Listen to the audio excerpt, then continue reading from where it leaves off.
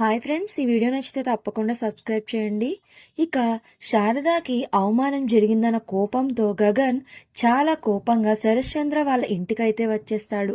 ఇక శరశ్చంద్ర వాళ్ళ ఇంటికి గగన్ రావడం చూసిన శరశ్చంద్ర అయితే లోపలికి వెళ్ళి ఇక గన్ తీసుకుని గగన్ దగ్గరికి అయితే వస్తూ ఉంటాడు. ఏంట్రా నువ్వు నా ఇంటికి వచ్చావు అని గన్ చూపిస్తూ అడుగుతూ ఉంటాడు. కోపంగా ఉన్న గగన్ అయితే శరశ్చంద్ర చేతిలో ఉన్న గన్ని లాక్కుని శరశ్చంద్రకి గురిపెడతాడు. ఏంట్రా నువ్వు, నీకెంత ధైర్యం ఉంటే మా ఇంటికొచ్చి నా బావకే గన్ గురిపెడతావా అని అడుగుతూ ఉంటుంది.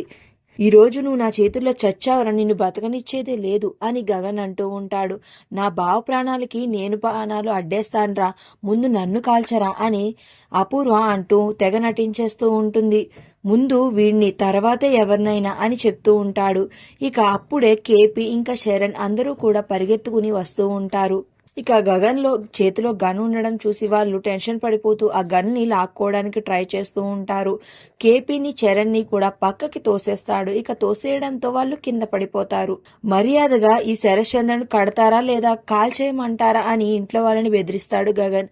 ఇక చేసేది ఏమీ లేక శరశ్చంద్రని ఒక తాడుతో కట్టేస్తారు. ఇక ఒక్క నొక్కు నొక్కానంటే నువ్వు చచ్చిపోతావు, కానీ నువ్వు అలా చచ్చిపోతే నా పగ తీరదు.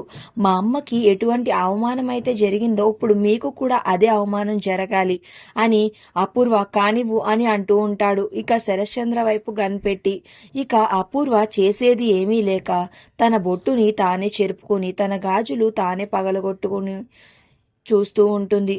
ఇక మిగిలిది తాలి మాత్రమే. ఏ గోరింటాకు చూస్తున్నావా, మొన్న మా అమ్మకి జరిగినప్పుడు కూడా ఇలానే చూసావు కదా అని అంటూ ఉంటాడు. ఇక అపూర్వ చేసేది ఏమీ లేక తన మెడలో తాలి కూడా తీస్తూ ఉంటుంది. మరి నెక్స్ట్ ఏం జరిగిందో తెలియాలి అంటే ప్లీజ్ సబ్స్క్రైబ్.